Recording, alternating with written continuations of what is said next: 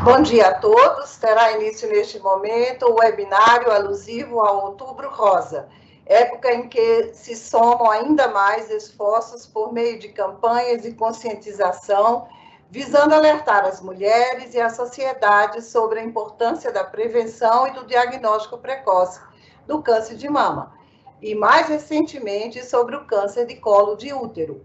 Este evento é uma iniciativa da Comissão TRF1 Mulheres, uma comissão de estudos sobre a participação feminina na Justiça Federal da Primeira Região. Saudamos a todos que se encontram online assistindo a esta iniciativa. No dispositivo de honra encontram-se as senhoras: presidente da Comissão TRF1 Mulheres, desembargadora federal Daniele Maranhão; coordenadora deste evento, desembargadora federal Gilda Singmaringa Seixas; doutora Janice Lamas, médica e radiologista; a servidora aposentada do TRF1 da Primeira Região, Solange Mota Timo, e a servidora do TRF da Primeira Região, Tereza Rosa Lima. Para pronunciamento de abertura, anuncio a excelentíssima senhora, desembargadora federal Daniele Maranhão, presidente da comissão do TRF1 Mulheres. Bom dia a todos e todas, é um prazer muito grande estar aqui com todos vocês, aqueles que nos assistem virtualmente, todos os nossos servidores, magistrados, terceirizados, estagiários do Tribunal Regional Federal da Primeira Região, que estão espalhados por 14 unidades da Federação. Além de tudo, o nosso evento também é assistido pelo YouTube, de maneira que toda a sociedade vai ter acesso a esse momento muito especial, em que a comissão TRF1 Mulheres, que é uma comissão que busca a isonomia e a inclusão das mulheres no nosso tribunal, juntamente com a Seção de Promoção e Qualidade de Vida no Trabalho, se reuniram para conscientizar e demonstrar às mulheres do nosso tribunal que nós estamos juntas, que nós nos preocupamos com a saúde de cada uma de nós, e cada uma daquelas que nos assiste, que compõem esse nosso tribunal, e que eu tive a grata satisfação de ter tido a iniciativa da desembargadora Gilda Singmaringa Seixas, que veio ao encontro e disse da importância desse momento, inclusive sugerindo e solicitando muito firmemente o nome da doutora Janice Lamas, a quem agradeço muitíssimo o seu tempo, ela que é uma das maiores personalidades identificadoras do câncer de mama no Brasil, uma estudiosa do tema, uma radiologista de renome, certamente vai ser melhor apresentada pela desembargadora Gilda, e que aceitou esse nosso momento, né? Também queria agradecer as duas juízas, doutora Clara Mota e Maria Cândida Almeida, que auxiliaram na organização, assim como as REP, na pessoa da Juliana Espíndola e toda a equipe que está sempre muito próximo de nós, e a comunicação social na pessoa da Ivani e também toda a sua equipe, porque sozinha não faremos nada, né? Então, a grande verdade é que por detrás de qualquer coisa que nós façamos, há sempre muitas pessoas que estão conosco. Então, queria dar as boas-vindas a todos, a doutora Janice Lamas, a Solange Timo e a Tereza Lima, que muito gentilmente também atenderam a nossa solicitação para estar aqui e partilhar suas histórias, e mais uma vez agradecer e passar a palavra à doutora Gilda Singmaringa Seixas, que é a mentora desse evento, a coordenadora do evento, e que certamente tem algo importante a nos dizer. Muito obrigada e um bom dia a todos. Bom dia a todos, também cumprimento minha colega de trabalho, desembargadora Daniele Maranhão, em nome de quem cumprimento todas as juízas, todos os magistrados presentes, e bem como a doutora Janice Lamas. A doutora Janice Lamas dispensa a apresentação, aliás, a doutora Daniele já fez a apresentação, mas a doutora Janice é uma referência aqui no nosso tribunal, e ela vai proferir uma palestra a respeito da inteligência artificial, mamografia e câncer de mama. teremos também a presença da Solange Timo, nossa servidora, que fará uma apresentação da doutora Janice. Nós tivemos a ideia de convidar 2 servidoras do nosso tribunal que tiveram câncer de mama e que se superaram, sabe, doutora Janice? E para que elas pudessem passar a experiência delas. Então, foram selecionadas a Solange e a dona Tereza Rosa, também, que são ambas exemplos de mulheres que superaram o câncer de mama. Bem, eu vou fazer, coube a mim fazer uma pequena explanação sobre a importância do tema. Eu começaria suscitando uma questão que acho muito relevante, que diz respeito como nascem as doenças, né? Aliás, doutora Janice, sempre que vamos fazer a mamografia, ela sempre conversa um pouco conosco e fala um pouquinho do que é o câncer, enfim, sempre nos dá uma aula, né, doutora Janice?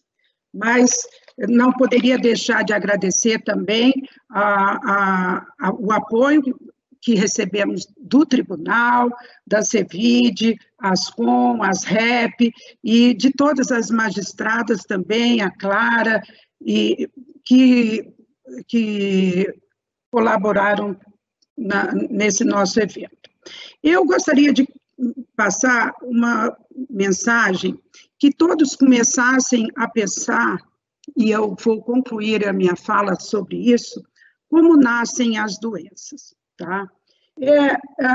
Agora, doutora Janice, nós temos que pensar que estamos entrando em novembro, o 9º mês de pessoas paradas, sem fazer nada, muitas pessoas sem fazer a sua mamografia, sem dar prosseguimento ao seu tratamento de câncer de mama. Tudo isso por conta da Covid. E a senhora depois, se quiser, pode também abordar um pouco esse tema para saber como que as mulheres podem correr atrás do seu prejuízo. Estamos há 9 meses sem fazer nossos exames, agora estamos todas retomando e esperamos que elas possam, sim, dar prosseguimento aos seus tratamentos e que a vida não para, né? A situação do câncer de mama no Distrito Federal e no Brasil é preocupante. Segundo dados do INCA, nós temos muito que fazer e lutar. Por quê? A taxa de incidência do câncer de mama no Distrito Federal é alarmante. Creio que aqui no Distrito Federal é o 4º estado no Brasil de maior incidência do câncer de mama. Fica atrás somente do Rio de Janeiro, São Paulo e Rio Grande do Sul. Portanto, no DF, a taxa de 62,10% de novos casos a cada 100 mil mulheres. A taxa no DF é maior no Centro-Oeste. No Distrito Federal, em 2019, morreram 249 mulheres. Evidente que esse número não nos parece tão alarmante diante dos números que diariamente são apresentados na televisão pela Covid, mas eu entendo que é preocupante, uma vez que os tratamentos a cada dia que passa são melhores e que, se as mulheres puderem se cuidar preventivamente, podem evitar esse resultado. Eu não poderia deixar de parabenizar também e enaltecer o trabalho tanto da Rede Feminina como da ONG Recomeçar. Essas 2 instituições aqui do Distrito Federal, sem demérito de outras instituições que também existem. Eu, esse fim de semana, vi reportagens no Correio Brasiliense sobre o trabalho delas e é digno de elogio, uma vez que elas auxiliam pessoas que têm câncer de mama, pessoas carentes, e que precisam dessa ajuda, dessa acolhida, né? Tanto psicologicamente como materialmente, fornecendo, inclusive, roupas, perucas, próteses mamárias, e eu tenho certeza que, em todos os sentidos, essas mulheres que têm o câncer de mama, que precisam ser mastectomizadas, elas têm o seu sofrimento minimizado em razão desta acolhida. Mas eu falei no início como nascem as doenças, e eu gostaria que vocês fossem pensando sobre isso. Acho que algo a mais precisa ser feito para minimizar esse sofrimento e ajudar as mulheres nessa situação. Conversei com a doutora Daniele, conforme ela explicou, nós temos essa comissão de mulheres, que ela está à frente no tribunal, fazemos pesquisas, doutora Janice, para saber as necessidades das mulheres, enfim, temos uma responsabilidade social muito grande. E, portanto, eu sugiro que a criação de uma rede de apoio, não só por parte da Comissão das Mulheres, da Comissão TRF1 Mulheres, mas também de todas aquelas que nos assistem nesse momento, e que são cidadãs e que têm também interesse em colaborar, no sentido de encaminharmos uma moção de apoio ao governador do Distrito Federal, porque recentemente, vou explicar, recentemente foi aprovado um projeto de lei na Câmara Legislativa do Distrito Federal sobre o mapeamento genético. Depois a doutora Janice, se puder, ela pode falar um pouquinho para a gente da importância desse mapeamento genético, e esse projeto, e que, uma vez aprovado pelo governador do Distrito Federal, vai ser estendido a todas as mulheres do Distrito Federal que possuem um alto risco de desenvolver o câncer, e será obrigatório em toda a rede pública, e com esse exame, as chances de vencer serão maiores, uma vez que elas terão o diagnóstico no início da doença. Agora, o que eu conclamo neste momento é que nós não queremos, doutora Janice, e eu peço também a colaboração da senhora, da Simone e da Daniele, no sentido de que esse projeto de lei não fique somente no Distrito Federal, ele se estenda por todo o território brasileiro. Fui fazer uma pesquisa, estão em tramitação 2 projetos de lei para que outras mulheres em todo o território nacional também sejam beneficiadas. Portanto, podemos apoiar esse projeto de lei e, para tanto, é necessário que acessamos o site da Câmara Federal, www.câmara.leg.br, enquetes, e apoiemos esses 2 projetos de lei, que tanto é o PL 25 de 2019, como o PL 265.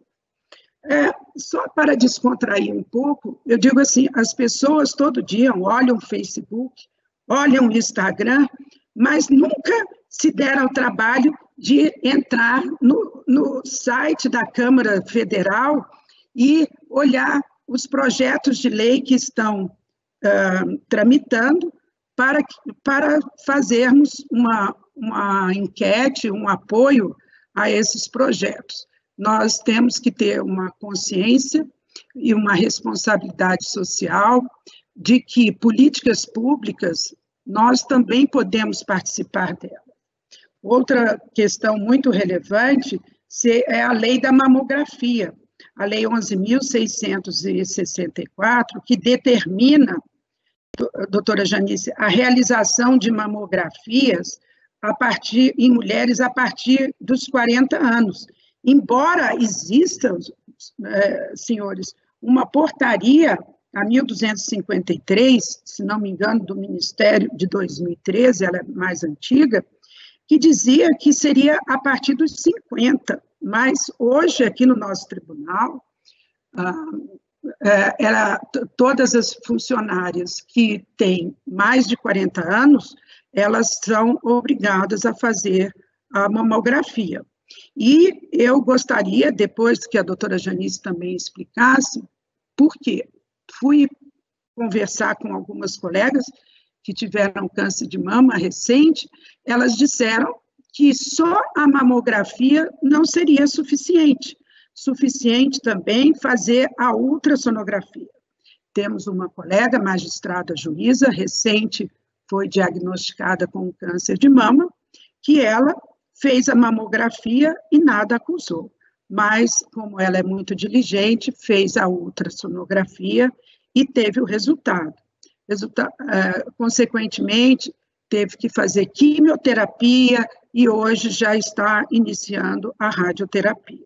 Ou seja, a nossa solicitação, doutora Daniele, um encaminhamento ao comitê gestor do pró-social do nosso tribunal, doutor Ionício já vai dizer assim, nossa, lá vem doutora Gilda com as coisas dela, para que esse exame no nosso periódico também seja orientado à realização da ultrassonografia.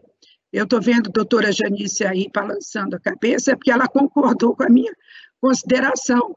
Eu indaguei várias colegas nessa situação e todas elas disseram, não, realmente a ultrassonografia é muito importante, uma vez que ela vai ajudar a detectar o problema no início e, consequentemente, essa pessoa terá oportunidade de se tratar preventivamente, se curar e seguir a vida, né? Por fim, senhores, o que eu gostaria de dizer é que a última questão é a da Lei 13.896, que estabelece o prazo de 30 dias na rede pública.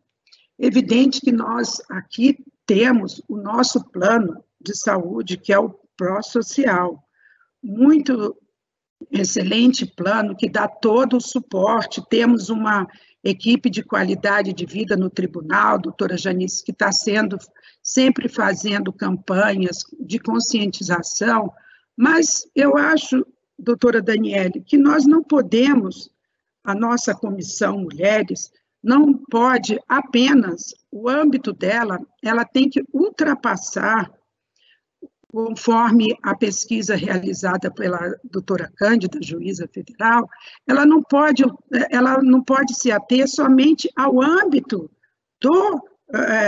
do nosso tribunal. O direito à saúde, doutora Janice, como todas sabem, é um direito constitucionalmente previsto na nossa Constituição, no artigo 6º, como um direito social, bem como no artigo 195, se não me engano, onde disciplina que a saúde é um direito de todos, um direito fundamental, e que tem que ser distribuído isonomicamente por toda a sociedade. Então, nós podemos, sim, lutar para que, após o diagnóstico do câncer de mama, o tratamento dessas mulheres seja feito em 30 dias, e não em 60 dias, como dizia a lei antiga. Todas essas iniciativas legislativas, de políticas públicas, podem e devem ser também acompanhadas de perto por todas que têm, não só que têm interesse, porque um dia você poderá ter essa doença. Então, eu conto com o apoio, com essa criação dessa rede de solidariedade, de fraternidade de todas as mulheres do Brasil que nos escutem, que estão nos escutando, conforme a doutora Daniela explicou. A nossa primeira região é composta de 14 estados. Então, temos colegas da nossa comissão em Roraima, colegas no Acre, no Amazonas, e todas essas pessoas não têm uma clínica da doutora Janice para se socorrer quando tem um diagnóstico de câncer de mama. Elas têm que contar com a rede pública, e o que nós temos que fazer nesse momento é fortalecer essa rede pública. Mas já caminhando para o meu encerramento, eu, quando iniciei a minha fala, eu fiz uma observação de como nascem as doenças. E eu acredito que, a par de todos os exames periódicos, pessoas que fazem dieta, pessoas que caminham, que seguem todos os conselhos, elas têm que se preocupar principalmente com o seu emocional. Então, eu vou concluir a minha fala dizendo o seguinte: como nascem as doenças? As pessoas engolem o choro, engolem o sapo, calam a boca e calam o peito. Mas o corpo fala. E como fala? Fala a ponta dos dedos batendo na mesa, falam os pés inquietos na cama, fala a dor de cabeça, fala a gastrite, o refluxo e a ansiedade, fala o nó na garganta atravessado, fala a angústia, fala a ruga na testa, fala a insônia e o sono demasiado. Você se cala, mas o falatório interno, ele começa. As pessoas adoecem porque cultivam e guardam as coisas não digeridas dentro dos seus corações. Expressar-se tranquiliza a dor. Dor não é para sentir sempre. Dor, senhoras, é vírgula.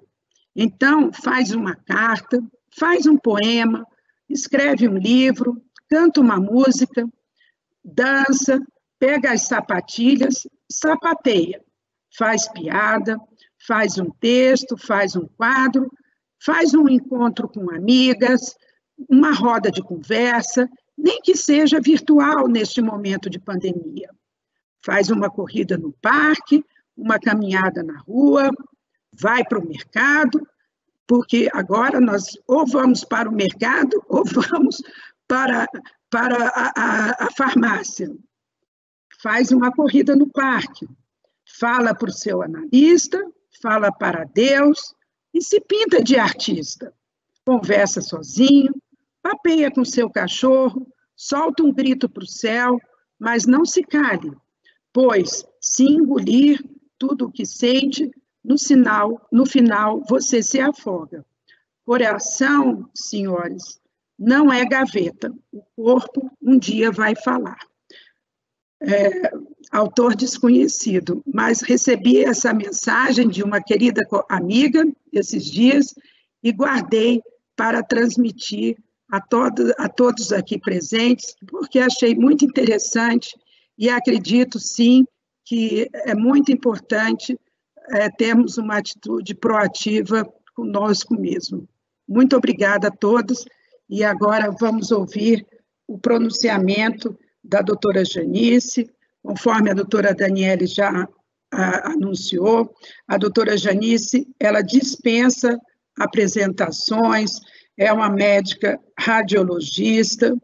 A doutora Janice, quem já foi à clínica dela, antes de toda a competência dela, uma das características da clínica dela é a humanização. A doutora Janice, ali em cada canto, até no orquidário, né, doutora Janice, ali no Lago Sul, tem um cantinho que as moças dizem, a doutora Janice adora orquídeas. Então, quando você entra ali, você se sente acolhida. né? A doutora Janice, ela não é uma referência só no Distrito Federal, ela é uma referência nacional e internacional também. Ela faz trabalhos no Brasil inteiro, tenho notícias dela, o trabalho que desenvolve lá no Hospital Laureano, na Paraíba, que é a terra do meu pai, e que ela sempre, durante o mês de outubro, faz um trabalho lá, um trabalho em todos os lugares onde é possível, e eu tenho certeza que esse filme que ela vai passar, esse vídeo, que mamografia, inteligência artificial, mamografia e câncer de mama, será de grande utilidade para todos nós, porque podemos com ela aprender a como prevenir as nossas doenças e aquelas que se encontram já em tratamento poderão, sim, assimilar os seus conhecimentos. Muito obrigada, doutora Janice, por ter aceito o nosso convite. Estaremos sempre aqui à disposição e esperamos contar com a colaboração da senhora na aprovação desses projetos. Eu tenho certeza que, além desses projetos, a senhora também tem outros projetos que poderá nos transmitir para que possamos também auxiliar. Porque se cada uma de nós entrar no site da Câmara e fizer um apoio a esses projetos, muita coisa poderá ser, muitas mulheres poderão ser beneficiadas. Muito obrigada por tudo e passo a palavra para a doutora Janice Lamas. Obrigada. Bom dia a todas e todos, e agradeço primeiro a confiança do convite, a honra do convite, de falar sobre esse tema, que é o câncer de mama, e aliar ao câncer de mama uma coisa que está, se é agora, já é o presente, vai ser o futuro com certeza, que é a inteligência artificial. Então, como a doutora Gilda falou, realmente que a doença, né, a câncer de mama, assim como qualquer doença, ela está ligada a múltiplos fatores, né? Estilos de vida, principalmente, como ela disse, estilos de vida, maneira de alimentação. Você imagina que existem as bactérias intestinais. O que acontece na nutrição? As próprias bactérias intestinais, que são as boas bactérias, elas neutralizam muitos estrógenos e progestrógenos que vêm em alimentos contaminados ou mesmo sob a forma de xenoestrógenos, que são os pesticidas, os herbicidas, e aí muita coisa, drogas que vêm em cima, e que aquelas bactérias intestinais que têm a sua enzima neutraliza aqueles estrógenos exógenos que vêm de fora, que não são produzidos pelo próprio organismo, eliminam aquilo. Porque uma das causas do câncer de mama é a janela estrogênica grande, muito hormônio vindo de fora. Então, isso aí, imagina, começando do intestino, o intestino que é o nosso segundo cérebro, a gente deve cuidar do intestino. Aí começa a falar sobre os outros fatores de risco, que são múltiplos, né? Além de não ter tido filho, não ter amamentado, uma menopausa muito tardia depois de 55 anos, uma menarca precoce antes de 12 anos, né? Então, tudo isso, e a questão da hereditariedade, porque em 10 a 15% das causas de câncer de mama é ligado aos genes, né? E mesmo, quer dizer, existem todos esses fatores que concorrem para o câncer de mama. Então, como atuar contra tantos fatores? É difícil. Então, por isso que é muito difícil fazer uma prevenção primária. Então, intuitivamente, existe o mineral que é o selênio. O selênio é um mineral anticancerígeno. Imagine, o leite materno é o alimento mais rico em selênio, e depois do leite materno é a castanha do Pará. Então, quer dizer, existe um material, um mineral que é anticancerígeno, e inicialmente é fornecido pelo leite materno. Então, nós vamos ver assim como que é a natureza, né? A natureza, ela protege a cria desde o início. E nesse aspecto de falar sobre o câncer de mama, então, por que eu coloquei assim essa inteligência artificial? Vamos ver como que é a detecção de câncer de mama. Inicialmente, antes, era só o autoexame, o próprio exame. E como o autoexame já detecta lesões já palpáveis, né, já em estágio mais avançado, ou não, poderia ser também localizados, mas depende do autoexame. Então, avançou-se para o exame clínico, que é aquele feito por especialista. Eu digo para as senhoras que existem tumores que nenhum exame detecta, só os dedos, só a sensibilidade do dedo. Então, a gente não pode menosprezar o exame clínico da mama, que é feita por uma pessoa que tem uma sensibilidade nos dedos para detectar pequenas lesões, pequenas elevações, pequenos degraus, né? E que aparentemente você olha para a mama, não existe nada naquela mama, mas existe uma pessoa que desenvolve, com os anos, a gente desenvolve essa capacidade de percepção, tanto do olho quanto do dedo. E depois disso vem os exames de imagem, né? Vem os exames de imagem. O primeiro exame, realmente, é a mamografia. É o exame que tem maior especificidade, significa distingue mais os benignos dos malignos. E tem também alta sensibilidade, detecta qualquer problema. Depois da mamografia, 70% dos tumores são detectados pela mamografia.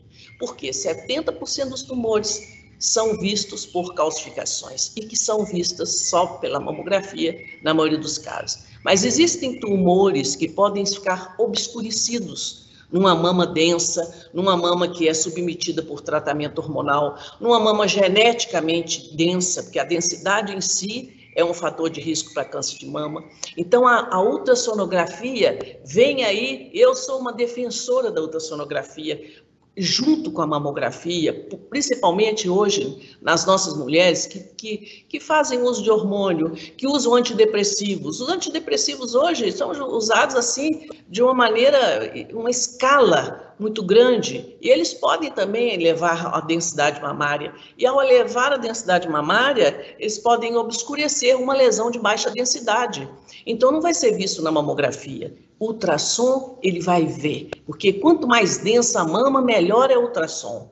Então, essa junção das duas coisas, e na minha clínica eu sempre faço isso, eu acho fundamental, principalmente em mamas jovens, ver que a incidência, a senhora disse muito bem, nessa lei de 2010, que foi assinada estendendo a mamografia depois de 40 anos de idade. Ora, de 40 a 50 anos, a pessoa tem mama densa, e então a mamografia só, ela tem limitação, a gente tem que reconhecer a limitação da mamografia nessa mama densa, então por isso que é importante colocar também o ultrassom. E vem depois os outros exames, por exemplo, a ressonância magnética. A ressonância magnética foi um avanço, principalmente mulheres que usam implante de silicone, porque o implante de silicone é muito usado hoje pelas mulheres. Eu vejo na minha clínica, eu faço geralmente 10 exames por dia com mamas com implante de silicone. E aquele implante, dependendo da posição, dependendo do tamanho dele, ele pode dificultar a visualização de um tumor. E a ressonância é um exame maravilhoso para ver mama com implante de silicone, né? Assim como também é um exame maravilhoso para detectar câncer genético. Essas 10 a 15% dos tumores, mulheres que têm câncer de mama na família, de primeiro grau principalmente, né? Principalmente antes de 40 anos, quer dizer, tem os protocolos que vão ser colocados, e isso, então, a gente tem que pegar, assim, uma população maior. Eu acho que a gente tem sempre que pegar a coisa que dá mais benefício. o mais simples para o mais complexo. Nós não vamos usar um exame muito caro no início. No início é o quê? É mamografia. O ultrassom ideal, quando a pessoa é jovem, quando a pessoa tem mama densa, ajunta os dois. E nos casos de câncer de mama genético, onde que tem familiar ou que tem implante, junta a ressonância. Então, a gente tem que ter critérios, porque senão o custo da medicina fica muito grande e ninguém não suporta esse atendimento, né? Tudo tem que ser o critério. Bom, e a inteligência artificial? A inteligência artificial, hoje, ela assumiu, assim, está em todo o conhecimento humano. Quando a gente anda de avião, 70% do trajeto é feito por piloto automático. Então, a gente tem que saber disso. E hoje, os próprios métodos de diagnóstico vão incorporar a inteligência artificial para a detecção de tumores quando os nossos olhos ainda não veem, quando ainda não está visível nem na mamografia, nem em nenhum outro método, que aí sim é você detectar um tumor numa fase embrionária. Né? É esse aqui o vídeo que está aí com vocês, que vai ser apresentado.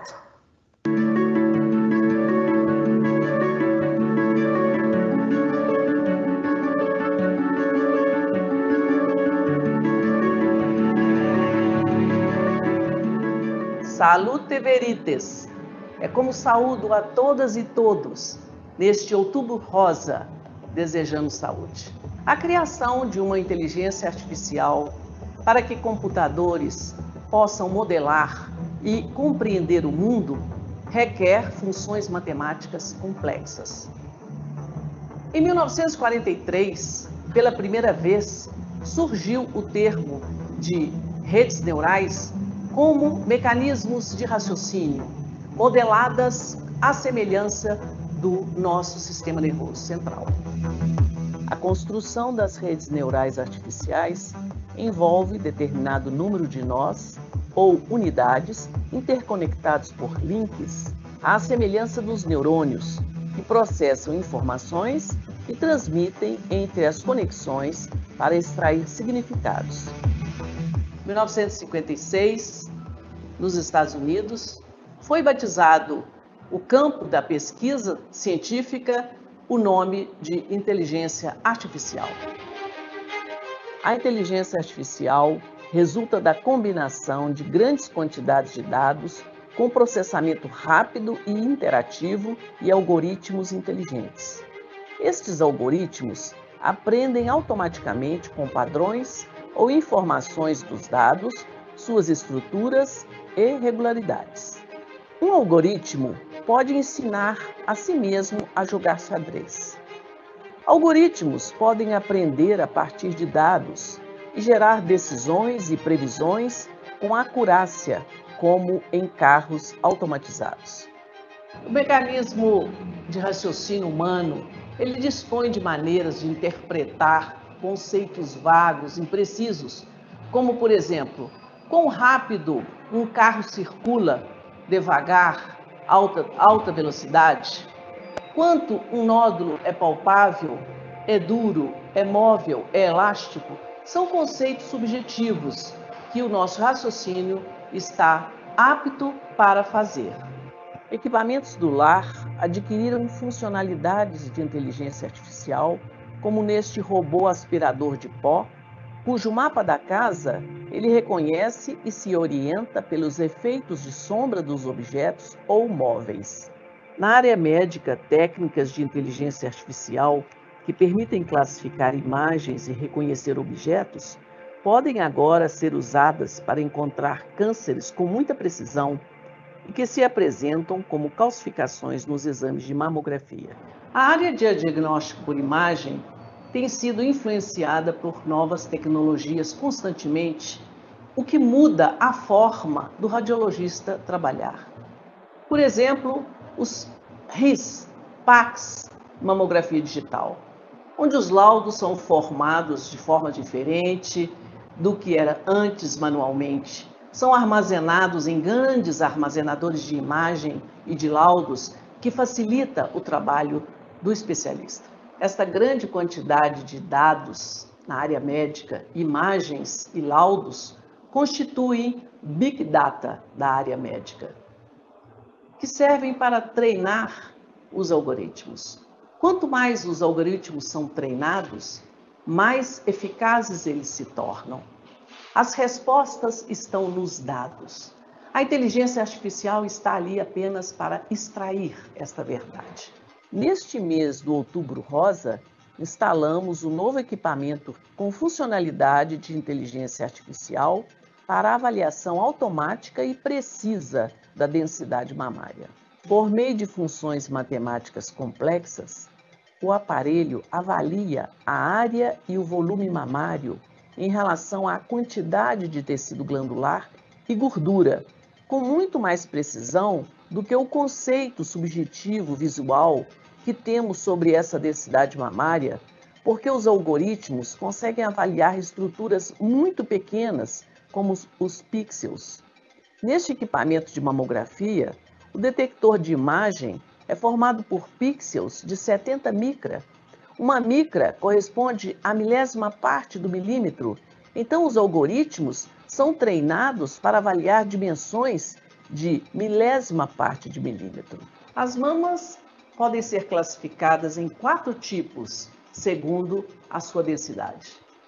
Mamas predominantemente adiposas, mamas com tecido fibroglandular escasso, mamas heterogeneamente densas e mamas acentuadamente densas. Muitos fatores podem limitar a identificação de calcificações na mamografia. Entre eles, a limitação do olho humano, as técnicas empregadas, o pouco conhecimento do radiologista e a baixa densidade das partículas cálcicas. A inteligência artificial constitui um suporte muito importante para a avaliação de calcificações, o que pode reduzir biópsias desnecessárias, ansiedade e custos adicionais. O sistema de laudos BI-RADS adota uma terminologia própria para cada tipo de calcificação, das benignas às malignas, de acordo com o número de calcificações, de acordo com a distribuição e principalmente a morfologia. Calcificações mamárias, segundo o protocolo BI-RADS, suspeitas de malignidade, podem ter de 2 a 95% de possibilidade de serem malignas. E este grau de suspeição está diretamente relacionado com a morfologia das calcificações e a distribuição delas na mama. Em rastreamento mamográfico, ou seja, quando se faz mamografia em mulheres sem sintomas ou queixas mamárias, deve-se restringir a indicação de biópsia de 2 a 3%. Talvez isso explique a baixa indicação de biópsias em calcificações de baixa suspeita de malignidade e que, no entanto, temos encontrado muitos cânceres nesta faixa de calcificações. Desde 2007, trabalhos científicos em forma de dissertação de mestrado e teses de doutorado foram desenvolvidos no curso de pós-graduação da Universidade de Brasília por alunos da Engenharia Médica e Tecnologia da Informação, utilizando o banco de dados da Clínica Janice Lamas Radiologia e a expertise da co-orientação. Mulheres que possuíam calcificações suspeitas de malignidade no exame mamográfico foram submetidas todas elas à biópsia de fragmento para avaliar a natureza das calcificações, sendo algumas negativas, ou seja, benignas, a maioria confirmadas como câncer. Basicamente, significou alimentar os algoritmos com dados, para que a máquina aprendesse automaticamente a executar. Para cada área de interesse, ou ROI, contendo as calcificações, foi retirado, por meio de técnicas computacionais, imagem de fundo, que perturba a imagem, como ruído, como sobreposição de densidades de tecidos, como iluminação irregular emitida dos raios-x. A principal limitação da inteligência artificial é que ela aprende com os dados. Se os dados são imprecisos, isto irá se refletir também nos resultados. No caso específico dos trabalhos envolvidos na clínica Janice Lamas Radiologia, todas as imagens de calcificações suspeitas foram classificadas segundo o protocolo BIRADS e todas foram confirmadas por exame histopatológico, se benignas ou malignas. Portanto, foram dados precisos para serem ensinados às redes neurais. Em outras palavras, os sistemas de inteligência artificial são específicos, são focados em uma tarefa e estão longe de comportar como seres humanos. A capacidade de analisar múltiplos métodos diagnósticos em relação às calcificações mamárias, utilizando mamografia, ressonância magnética ou outros processos de imagem, é uma atribuição humana e o computador está longe de fazer essa análise conjunta. A inteligência artificial expande nossas capacidades. Como os algoritmos de inteligência artificial aprendem de maneira diferente dos seres humanos, eles olham para as coisas de maneira diferente. Eles podem ver relacionamentos e padrões que nos escapam aos olhos.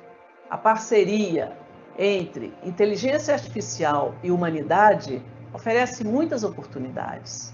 No caso do exame mamográfico, ela possibilita avaliar mudanças ano a ano, em séries, as séries temporais. A inteligência artificial veio modificar exponencialmente a forma de modelar o mundo, como foi antes com a eletricidade. Apenas hoje, muito mais impactante, porque envolve conhecimento, cognição, à semelhança do raciocínio humano. Muito obrigada.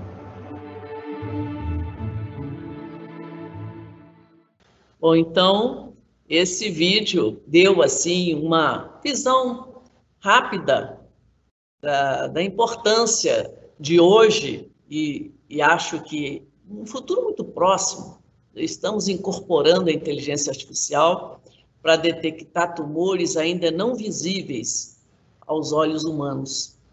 E esses equipamentos eles vão caminhar nessa direção, né? Porque a melhor forma de tratar o câncer de mama é a detecção precoce. Quando a gente detecta, por exemplo, uma lesão pré-maligna ainda, uma hiperplasia atípica, uma papilomatose. Então, são lesões pré-malignas. E eu acho que a inteligência artificial vai ajudar muito o diagnóstico das doenças no sentido de detecção precoce, já que é impossível a gente fazer uma prevenção primária, porque são múltiplos fatores que envolvem a incidência de câncer de mama, que hoje é muito grande, né? O câncer de mama é o tumor que mais mata a mulher no país. De todos os tumores, é o que causa maior mortalidade no mundo e no Brasil. Então, por isso é que essa preocupação e importância de você desviar o curso natural da doença, ao invés de ir para a mortalidade, morbidade, ele cura. Se detecta antes de disseminar, né? Então, eu agradeço muito a oportunidade de estar falando com esse grupo de mulheres tão importantes, porque você, sim, é que tem uma grande importância para atuar aí no meio jurídico e promover uma maior acessibilidade dessa população. Acho que a inteligência artificial vai também ser mais democrática, porque esses 43 anos que eu tenho de medicina, porque para se formar uma pessoa, para interpretar a imagem, tem que ser pelo menos 10 anos. É como o esquimó. O esquimó vive entre o cinza, entre vários tons de cinza. Nós, nos trópicos, nós conseguimos distinguir 7 tons de cinza. O radiologista que vive o olho imerso no cinza, no preto, branco e nas várias tonalidades de cinza, ele chega até 17. Então, uma pessoa para treinar para a mamografia, a percepção é muito importante. Demora 10, 15 anos. Então, os serviços, eles têm essa dificuldade de ter pessoas que têm um treinamento do olho de mais de 15 anos, 20 anos, e, portanto, a inteligência artificial entra aí, onde a primeira leitura, ela vai, para uma pessoa que não tem muita experiência, ela vai chamar a atenção para aquela imagem, o algoritmo vai chamar, vai criar uma maneira de falar, aqui, dar um círculo naquela imagem, e a pessoa, então, vai prestar atenção. Né? E popularizar, porque outros, não só um serviço que tem acesso e que tem poder de pagar muito bem um radiologista, é que vai ter essa capacidade de ter um diagnóstico precoce. Né? De qualquer lugar, os algoritmos vão funcionar. Essa acho que é a mensagem, uma maior acessibilidade a qualquer máquina, né? E o diagnóstico pode ser feito. Muito agradeço a comissão, viu? Principalmente a doutora Daniele, doutora Gilda. Então, dando continuidade, nesse momento, nós teremos o prazer de convidar, né, para contar um pouco aí da sua doença, como ela enfrentou, como ela passou por todos esses desafios, a servidora aposentada do TRF1, Solange Timo, que em 2011 recebeu o diagnóstico de câncer de mama. Solange, por gentileza, a palavra é com você. Bom dia a todos, obrigada pelo convite para participar desse evento. E a minha experiência se deu em 2011, a partir de um diagnóstico, primeiramente na clínica da doutora Janice, depois encaminhada para biópsia, e quando foi confirmado realmente e determinado o tipo celular de câncer de mama, né? Bom, a partir daí foi uma caminhada para o tratamento, que era o mais adequado no meu caso, porque cada câncer tem um tipo celular diferente, e é o que determina o protocolo de tratamento. No meu caso, eu tive que fazer a quimioterapia. Primeiro eu fiz a mastectomia radical com abdominoplastia, tirei pele do abdômen, ao invés de tirar das costas, que eram, né, são as alternativas que se tem, para fazer o implante simultâneo à cirurgia da retirada do tumor. Logo em seguida comecei a quimioterapia, que foi, eu não conheço, assim, não me lembro do nome do protocolo, mas eles falam a vermelhinha, né, que é aquela mais agressiva. E um tempo depois eu fiz a radioterapia, que a radioterapia é o que faz, como se fosse assim, a cartada final, né, para garantir que aquela região comprometida pelo câncer fosse realmente totalmente exterminada as possibilidades, e mais o esvaziamento axilar, que eu tinha um comprometimento axilar também.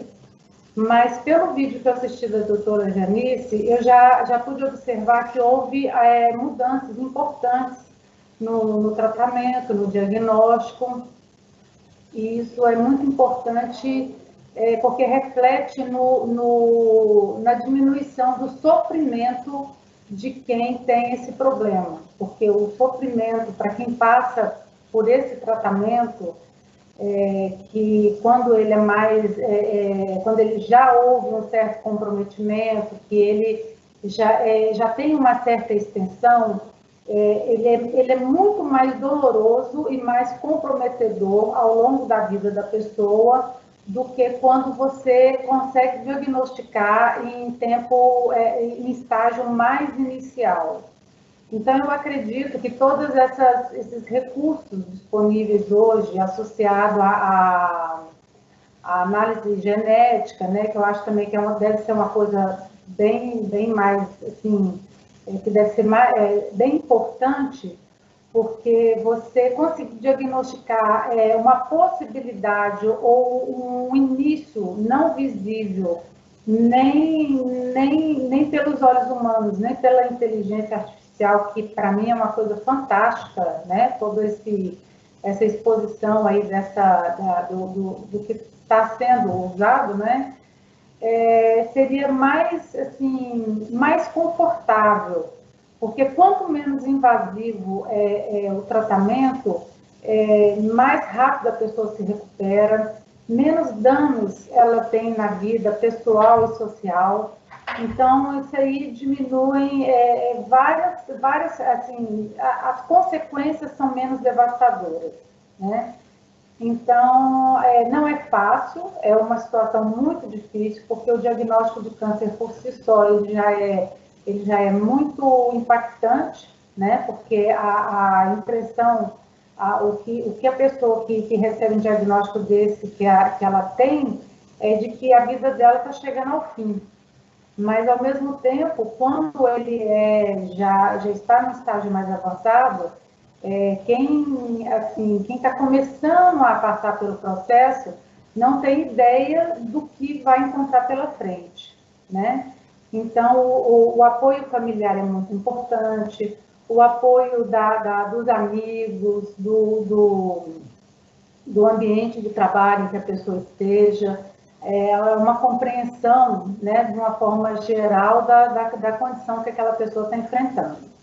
Então, assim, o que eu tenho a passar da minha experiência é que realmente eu acho assim que é um momento também que a gente tem os laços mais estreitados com Deus, né, independente da religião que a pessoa tem, da fé que ela tenha, mas automaticamente, como nós temos uma ligação, né, né, uma ligação divina, nesse momento aí a gente também parece que vem à tona, aflora esse sentimento também, que é o que também nos impulsiona para uma situação mais assim, de esperança.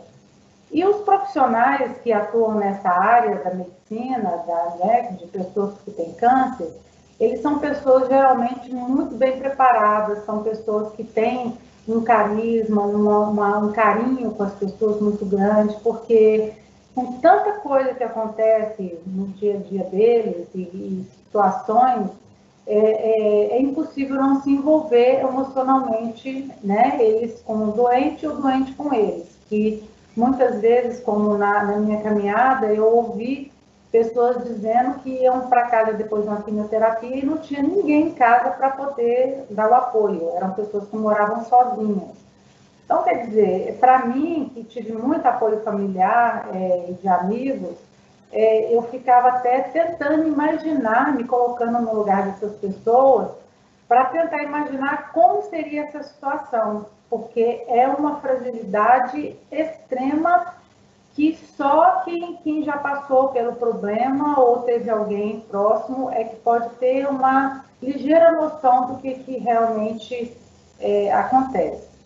Mas que com a evolução da medicina, com a qualificação profissional, com os diagnósticos precoces, eu acho que a tendência é ficar cada vez mais fácil, né, passar por isso aí. Que, aliás, não é mais fácil, menos difícil, né? Porque qualquer doença que seja, nunca é fácil você superar, né? E é uma doença que atinge o emocional, o físico fica muito debilitado, muito difícil de você até ter às vezes, algumas iniciativas próprias de procurar ajuda, porque o desgaste, o desânimo é muito grande, né? Mas é isso aí, a minha contribuição sempre é no intuito de incentivar, principalmente que as pessoas jamais descuidem das suas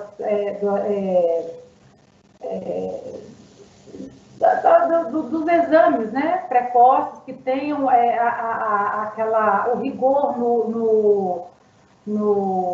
na busca, né, no mínimo anual pela saúde, para investigação de como está a saúde de um modo geral, e principalmente a mulher. Eu acho, assim, como o câncer de mama, ele tem uma ligação estreita com os hormônios, na minha opinião, tá, por tudo que eu passei, eu acho até que essa investigação deveria ser mais precoce, não com 40 nem com 50, mas pelo menos ali na idade já adulta, entre os 20, a partir dos 20, 25, entendeu? Eu acho que é quando há uma explosão realmente de hormônios. Eu posso até estar enganada com essa percepção, mas eu acho que, como a doutora Janice falou, é multifatorial, né? O desenvolvimento do câncer de mama em uma mulher. Então, assim, são algumas percepções e a história é longa, se a gente fosse, né? Se eu fosse detalhar aqui, são muitos, né, muitas considerações a serem levantadas. Obrigada, muito obrigada, Solange, por ter compartilhado conosco a sua experiência de vida, né? E ficamos muito felizes de saber essas suas palavras de incentivo, e ficamos muito felizes de saber que você se recuperou, né? Que você superou e tem a consciência de que pode seguir em frente e ser feliz. Bem, a nossa segunda convidada é a dona Tereza Rosa de Lima, nossa servidora da subseção judiciária de Patos de Minas. Há 15 anos ela foi diagnosticada com câncer de mama e hoje também nos trará rapidamente a sua bonita história de superação. Com a palavra, a dona Tereza. Bom dia a todas e a todos que estão assistindo. Foi um prazer, né, a surpresa ter sido convidada ontem. Eu estou acompanhando esse evento. Parabéns às pessoas aí que estão envolvidas, né, a doutora Daniele, a senhora doutora Gilda, parabéns pelo trabalho. E muito interessante, né, a informação que a doutora Janice traz para nós, as informações e a forma com que ela está mostrando, né, que tem sido feito a preocupação, né, de todo mundo e ter descoberto isso, assim, está se importando em buscar essa humanização do tratamento, né? Realmente, quando eu tive esse diagnóstico em 2005, eu estava com 44 anos e, aparentemente, eu estava numa fase ótima da minha vida. Não que eu estivesse feliz, mas, assim, eu tinha separado recentemente, eu estava tendo dificuldade, realmente, em recomeçar. Eu tinha 2 filhos que já estavam adultos, mas ainda moravam comigo. E a responsabilidade de pensar, como que eu vou fazer agora? Eu tenho que estar bem. Então, assim, eu estava me sentindo bem, eu estava fazendo atividade física, fisicamente eu estava me sentindo bem, só que a bomba veio como assim, há pouco mais de um ano eu tinha feito especialização na área de direito, porque eu trabalhava na Caixa desde 89, né, desde os 29 anos, eu tinha uns 15 anos que eu estava na Caixa. Eu queria, para a minha vida, uma carreira na área de curso superior, porque eu já tinha curso de letras, eu já tinha feito curso de direito, e eu pensava, poxa, eu não quero ser servidor.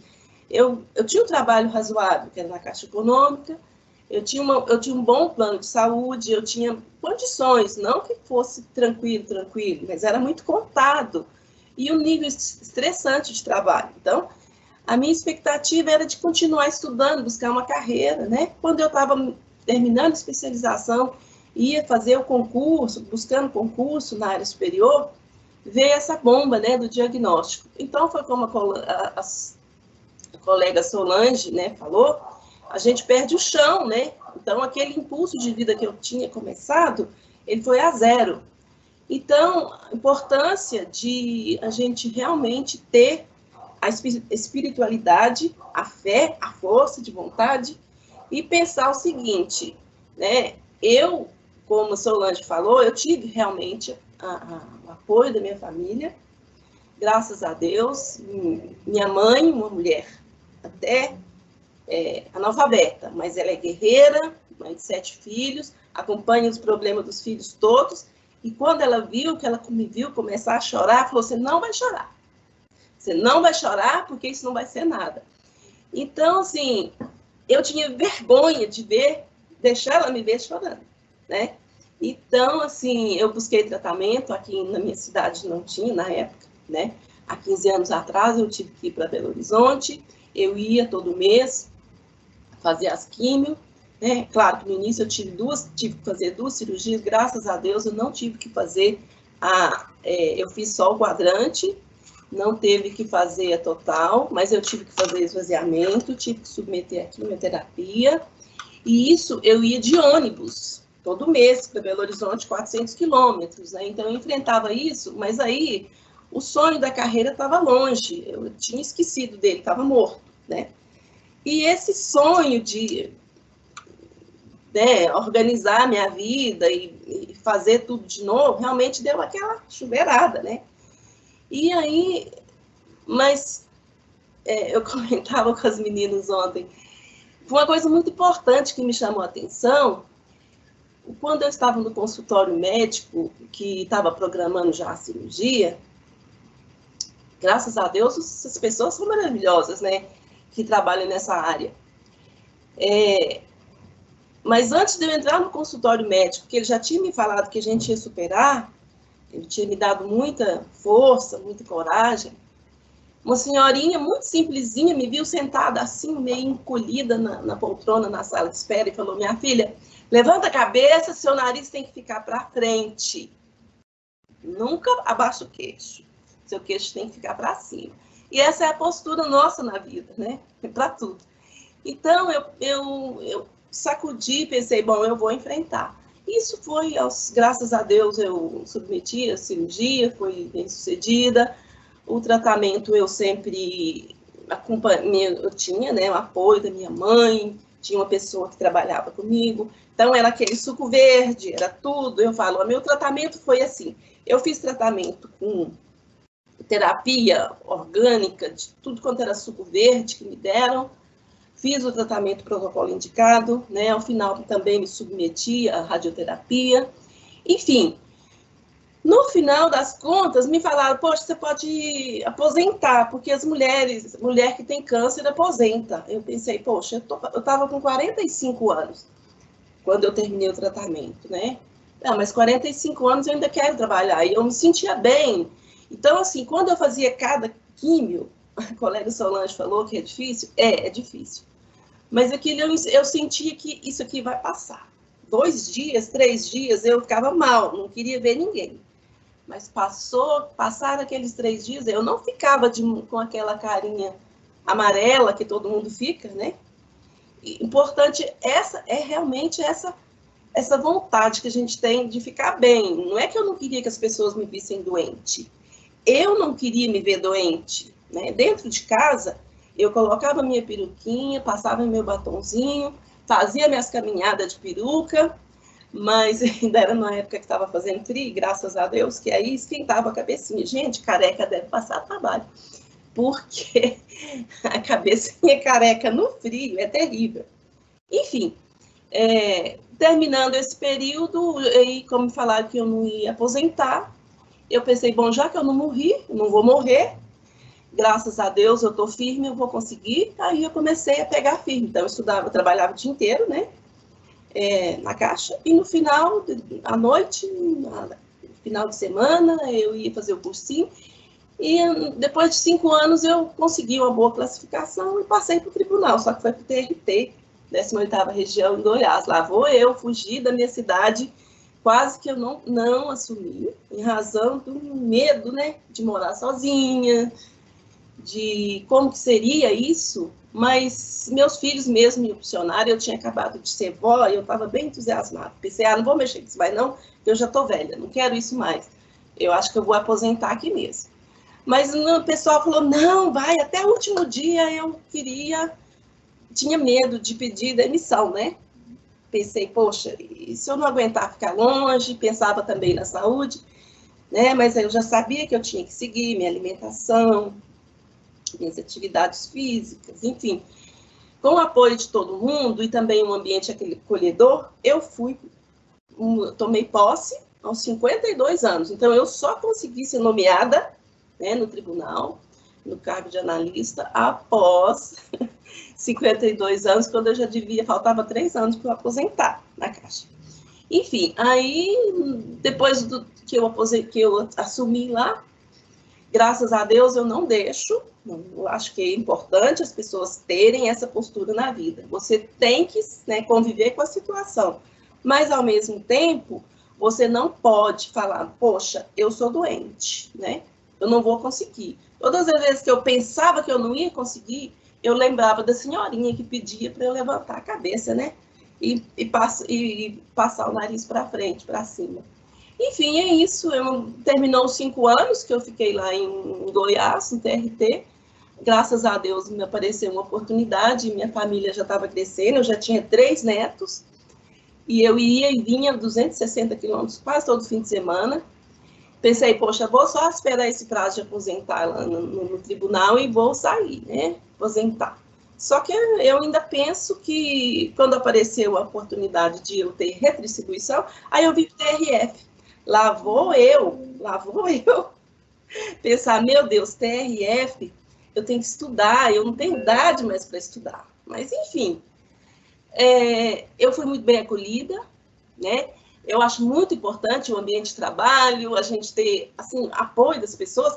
O próprio fato de eu saber que eu sou útil, eu não sou doente, né? E outra, um detalhezinho lá no início da história. Depois de 2 anos que eu terminei o tratamento, a minha irmã mais nova teve o mesmo problema, da mesma forma, e graças a Deus também superou, tá bem? E a gente, assim, segue dessa forma, ou seja, se você entregar, você não sabe que você é capaz, né? E graças a Deus eu tenho gratidão por ter a resposta de Deus, que realmente você acreditando, você vai. Agora, difícil? É difícil. Mas se a gente não tem, assim, um sacolejo, eu acho, os desafios, né? Você não vai em frente. Então, assim, graças a Deus, eu tenho um ótimo ambiente de trabalho, todo mundo fala, você já está recebendo a boa de permanência, seus filhos já estão criados. Por que você não aposenta? Eu já estou com 60 anos, acabei de fazer 60 anos, e realmente a gente já sente o cansaço, né? Agora na pandemia foi para arrebentar mesmo. Então você tem que correr para a cozinha, né? Você tem que correr, tem que acudir o gato, tem que acudir o neto. E agora a gente tem que trabalhar 24 horas por dia, tem a mensagem lá. Enfim, graças a Deus a gente está aí, né? Eu não sei, eu tenho mais um desafio para mim, é terminar a carreira de servidora, né, daqui a uns 4 a 5 anos. Se Deus quiser, eu gostaria, né, de manter ainda nesse ritmo. E agradecer a todas e parabéns pelo evento e dizer para os colegas que a gente tem que ter essa postura. Eu estou de parabéns, mulheres guerreiras, tá? De qualquer maneira, eu quero ir lá no consultório da doutora Janice. Obrigada. Obrigada, Tereza. Assim como a Solange, as mulheres são guerreiras, né, doutora Janice? Eu digo assim, eu acho que nós que temos a nossa comissão das mulheres, a gente percebe o quanto as nossas servidoras, essas que tiveram esse problema, foram guerreiras e souberam superar. Né? A Tereza agora, todo mundo que vier com esse problema, a gente diz, olha, levanta a cabeça, levanta o nariz e seguimos em frente, né?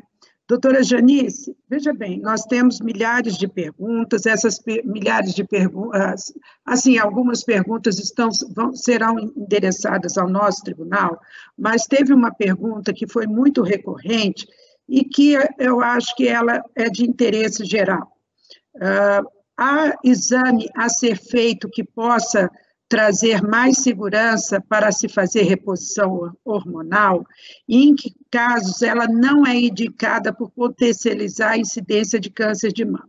Eu vou fazer a segunda, que eu acho que a senhora pode responder, que elas se assemelham muito. Qual exame daria maior segurança à indicação da reposição hormonal, né? Então, assim, essa questão da reposição hormonal é uma questão muito recorrente em todas, por exemplo, comigo mesmo, eu tenho incidência de câncer de mama e sempre fui orientada a não fazer reposição hormonal. Mas tive, sim, uma ginecologista que ela disse, não, isso é coisa do passado, tem que fazer reposição, porque você vai ter uma melhor qualidade de vida.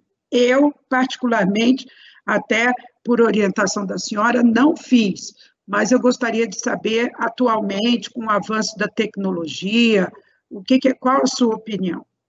Bom, então, realmente a questão do estrógeno, né?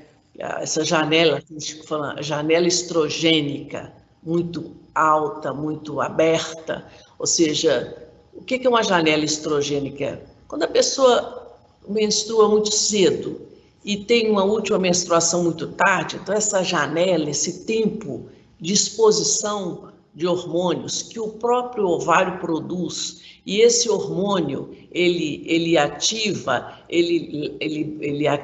alguns receptores que existem no corpo inteiro, tem receptor para estrógeno e progesterona, mas principalmente na mama.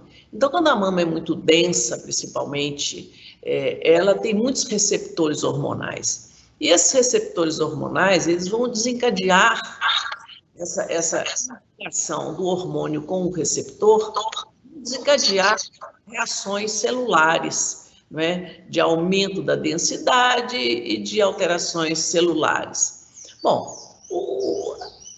a reposição hormonal, ela não tem, assim, contraindicação formal, ela tem. Quando a pessoa teve câncer de mama, é uma contraindicação.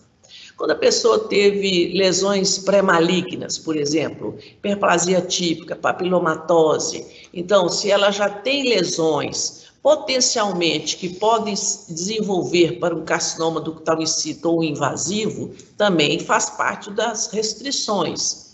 Se ela tem um câncer familiar, uma tendência, uma incidência maior de câncer na família, de primeiro grau, mãe, irmã, e principalmente se essas pessoas foram com menos de 40 anos de idade, mais jovens, então são indicações, são contraindicações formais.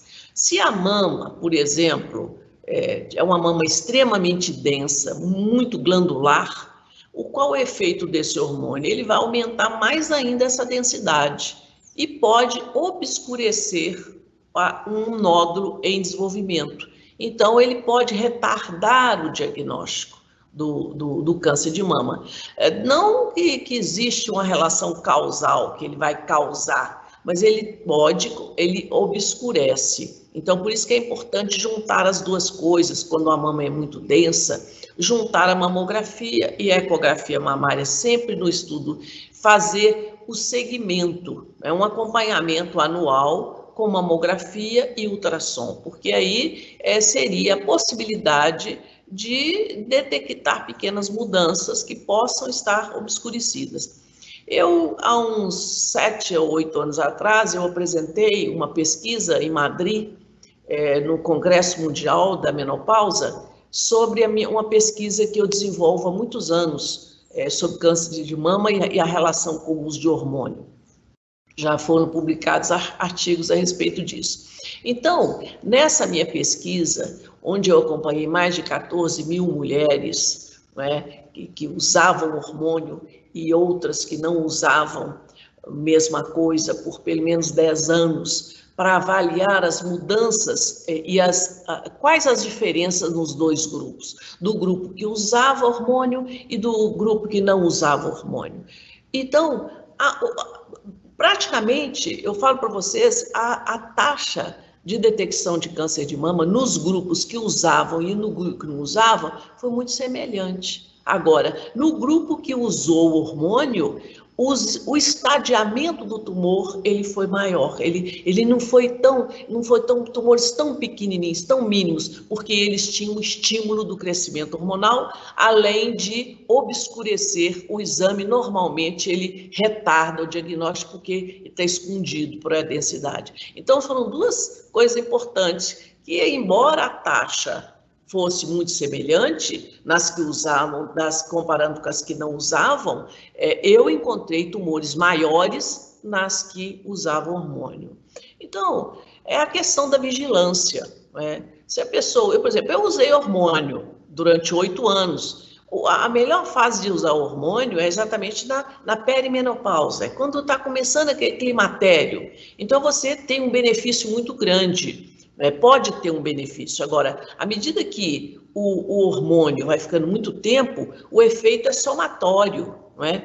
Os efeitos, eles vão se somando. O efeito de usar 2 anos é maior do que usar 1, o efeito de usar 4 anos é maior do que usar 1. Então, ele vai somando esse efeito do risco de câncer de mama. E, principalmente, considerando se existem outros riscos, porque eles também se potencializam. Por exemplo, se a pessoa usa hormônio, não teve filho, então não amamentou, tem um estilo de vida obesa, por exemplo, pessoas que usam muito álcool. Então, isso tudo vai somando, não é só o hormônio em si, tudo vai somando. Então, acho que a questão do hormônio, ela segue essa orientação, certo?